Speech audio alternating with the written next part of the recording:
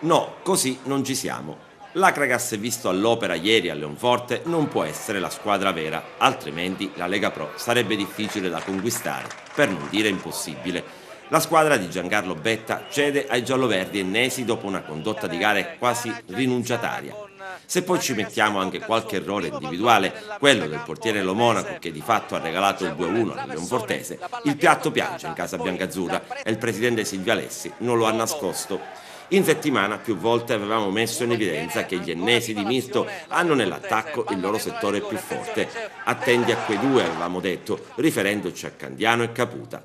Ebbene, sono stati entrambi a castigare l'Acragas. Alla terza giornata i biancazzurri cadono così come lo scorso anno. Ma mentre nella passata stagione arrivò una brutta sconfitta in diretta nazionale 3-0 sul campo della corazzata Savoia, quest'anno il KO è più amaro perché è arrivato contro una neopromossa che può contare sull'entusiasmo e null'altro. L'Acragas sulla carta è almeno 5 volte più forte dei ragazzi di Mirto, eppure, come detto in campo, ieri non si è vista questa differenza.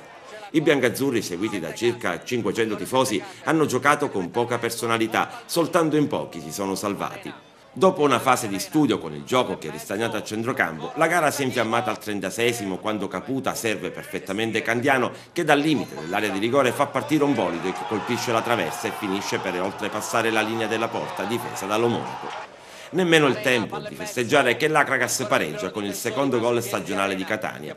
Servito da Arena, l'ex Nocerina con un colpo di testa preciso supera l'ex Pentimone. Al 72esimo l'Acragas va vicino al vantaggio. Baiocco pennella un grosso per la testa del solito Catania che fa strappare gli applausi a Pentimone che compie un autentico miracolo. Ma nella foga di trovare il gol vittoria i biancazzurri cedono il passo alla Leonfortese che al minuto 82 conquista 3 punti. Lo Monaco pecca di eccessiva